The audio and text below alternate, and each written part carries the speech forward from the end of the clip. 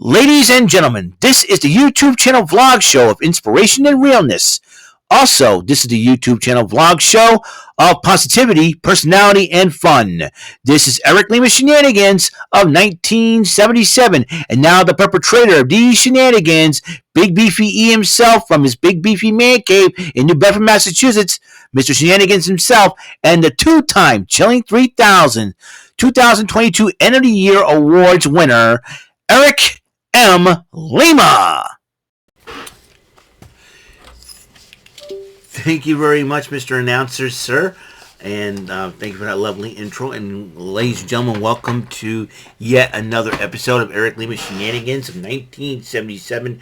Before we get started, I want to thank everybody for the support and of this channel. Of course, I uploaded 2 videos yesterday because of the snowstorm that occurred today, this morning, and I'm very pleased that I survived the first roadblock of this week. As you know, next week I will be on vacation from work, so there'll be a lot of changes will be happening there. Also, just to let everyone know as well, there could be another one Friday, but rumor has it could be just rain and snow, and it would transform to all rain, and it could be raining later on. So I am very happy that I've survived today, and was it 6 hours worth of shoveling snow? Wasn't that bad. It was pretty good. So it was pretty good. I'm very happy how things ended up, and how things have just turned out to be. So thank you everyone for your support. So I've uploaded 2 videos. Like I said, they premiered today because just in case if I had to stay at work a little later than usual, but so it wasn't bad. So that means I'm getting paid. I'm working extra hours Tuesday and this today, and then Thursday I have a meeting because they said I get paid for it. So that's pretty good. Anyways, to start off NXT, as you know, this is the final NXT of February 2023 and the final NXT before Roadblock. Speaking of Roadblocks, what a nice segue to go in there. Speaking of Roadblocks, you got NXT Roadblock. Everybody was brawling in the back because Wesley issued an open challenge for anybody for the North American Championship. And it got to the point where Idris Enofe and Malik Blade made it to about to do a rock, paper, scissors, and then Dabba-Kato knocked him out. And then he was about to go into the ring, and then Apollo Crews was brawling with Dabba-Kato. And then Nathan Frazier, we had not seen since October, jumped ahead and said, you know what, I'll take the challenge. The two had an awesome matchup for the North American Championship, and ended up retaining the title, but the two shook hands and hugged in respect. And Nathan Frazier is back. I mean, a lot of people, like Nathan Frazier. We shall see what happens.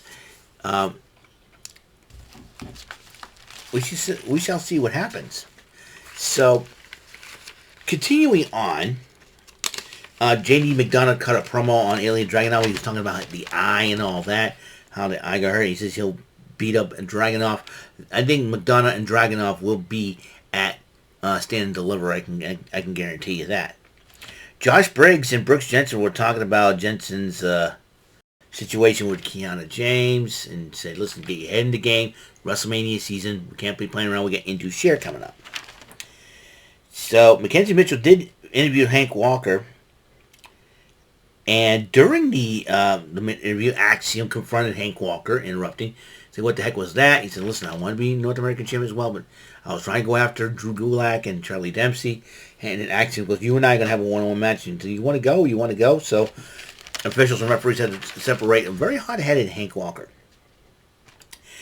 Josh Briggs and Brooks Jensen, a.k.a. Country Grit, went on to take on the team of Indus Sher. Indus Sher did win the matchup because Brooks and Jensen were not on the same page. And then Jinder Mahal issued a challenge to the Creed Brothers to a 6-man tag at Roadblock. Mackenzie Mitchell was talking to Nathan Frazier in the trainer's room, and then Katana Chance says, hey, listen, we need you outside. Wendy Chu's hurt. So there's that situation. So because somebody mysteriously attacked Wendy Chu, like somebody mysteriously attacked Nikita Lyons. Something's fishy going on. Gigi Dolan addresses the betrayal of JC Jane a couple of weeks ago that happened in Ding Dong Hello. And JC Jane said the last time somebody beat her up like that was her own mother, which I was kind of shocked. And she said she wanted to, she wanted to make it to the WWE for her little brother so he can escape. And gotta respect Gigi. I'm respecting Gigi Dolan a whole lot more. I think she's beyond beauty. While cutting that passionate promo, she proved that I think she's beyond beauty in this case, in Curbs, and she does have a heart and she does care, and she's doing it for her little brother, which I thought was the super coolest thing ever. So Gigi Dolan has my respect, and they'll square off at Roadblock next week, and that'll be a heck of a matchup.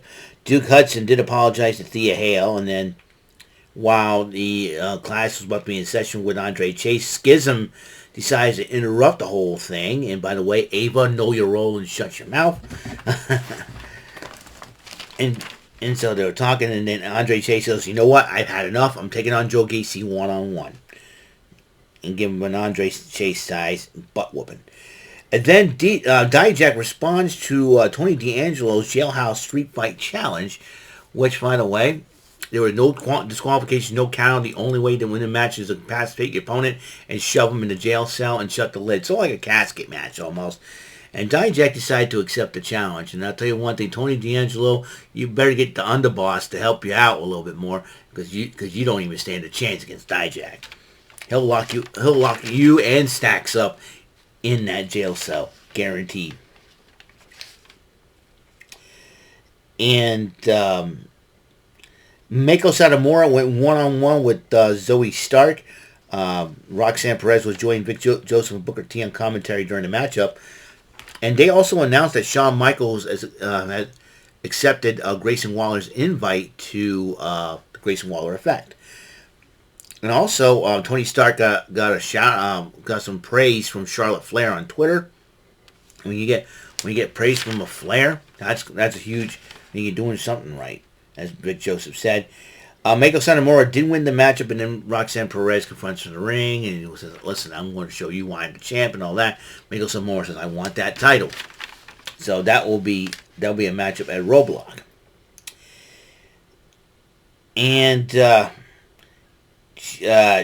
Mackenzie Mitchell tried to give an update on Wendy Chu, and then Tiffany Stratton, interrupting. I'm Tiffany Stratton. I've never got a Tiffany Epiphany. And then Katana Chance defends Wendy Chu. Says, Katana says, you know what? I'm going to get us a match. So there's that. So the Creeds were asking Damon Kemp once again to be their partner. He said, listen, it'll take someone as underhanded as you for us to be into share. And Damon Kemp goes, you know what? Absolutely not. But then Braun Breaker goes, hey, you need a partner? I'm your partner. And Brutus Creed was happy. And Julius Creed goes, we'll do it. We'll do it. All right. So it will be Braun Breaker and the Creed brothers go up against Induced Share with Jinder and Jinder Mahal, or Jindork Mahal, as I like to call him. So Ruka went one-on-one with Elektra Lopez, and during the matchup, Elektra Lopez trying to find some brass knucks, but then Valentina Feroz grabbed him, and then basically so Ruka caught Lopez in the Soul Snatcher. Ruka won the matchup, but as Lopez was arguing with Feroz and pushes her, and then Feroz knocks her out with a brass knucks. And then Gallus plays pull at Big Daddy's Pub, and then talking about Pretty Deadly, and then Mark Coffey's trying to get into Wolfgang's head, which got Wolfgang to be angry and beat up some random patron at the bar. And that's Gallus boys back on top.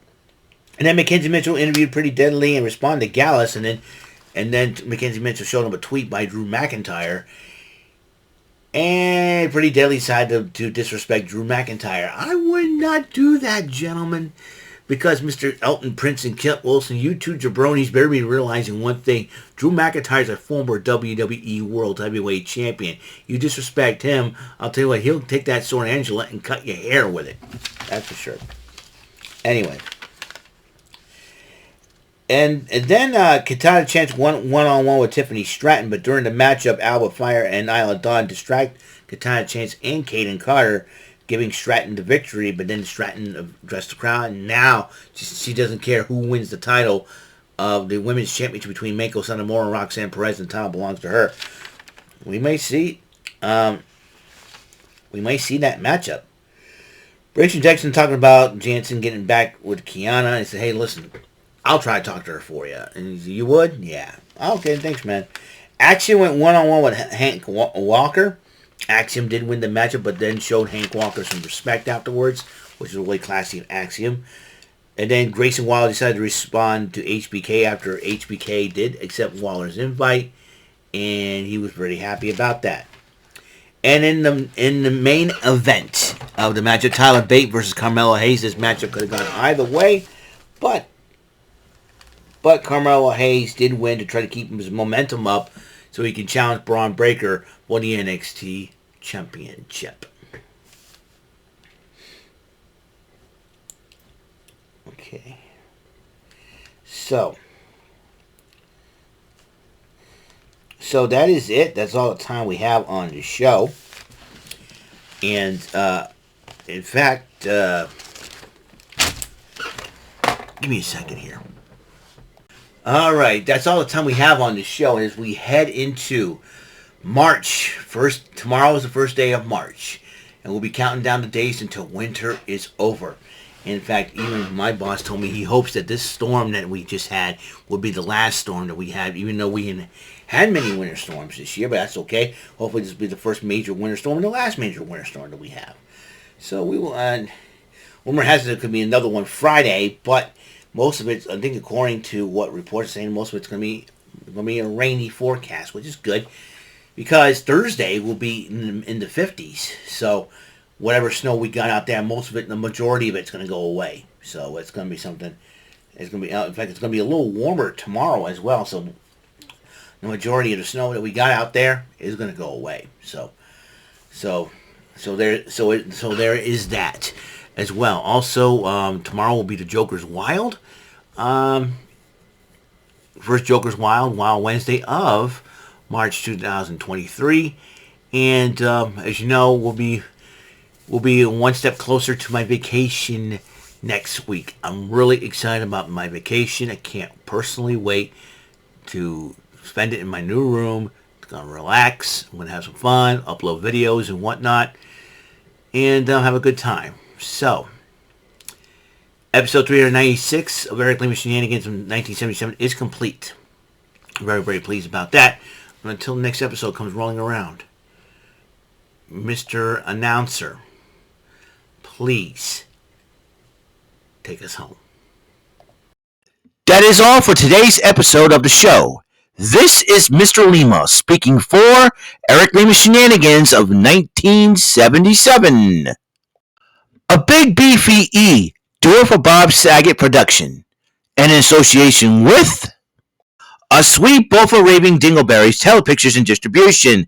Thank you for watching another great episode of Eric Lima Shenanigans of 1977. Until the next episode, goodbye for now.